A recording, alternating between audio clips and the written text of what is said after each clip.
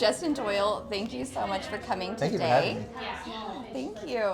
So I know that we met through the Texas Bookstagram Yep. Network. Yep. So we are so thankful that you came here today so that we could meet in person. I want to hear about your books. I want to hear about your genre. I want to hear about how you became a writer and what does all of that mean for you, and obviously specifically any breadcrumbs that you might have had along the way. Okay, great. Yeah, so this is my finished trilogy, the Star Mark trilogy, and it follows a 16-year-old who has been orphaned by the fact that his father, who was a great hero, died, suddenly turning on everything that he knew and loved. And the story follows his journey from trying to understand what happened to his father from being this great hero to becoming the biggest enemy, essentially, of the people.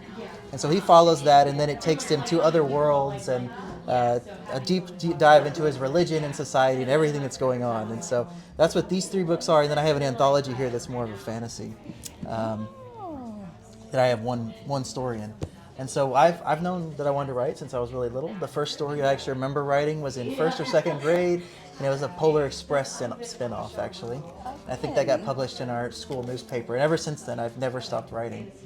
And I think what really steered me towards science fiction and fantasy was I grew up in the NASA Johnson Space Center area. I've always loved space, and it just seemed like the perfect melding of, well, you love space, you love writing, let's put it together and work and do science fiction. And so I got into wanting to work at NASA because I went to a junior high here. We did a lot of field trips to NASA, and it just became like I've known since about 7th grade that I wanted to work at NASA at Johnson Space Center. And just incorporating that knowledge, that space engineering knowledge, into my writing kind of brings everything together for me.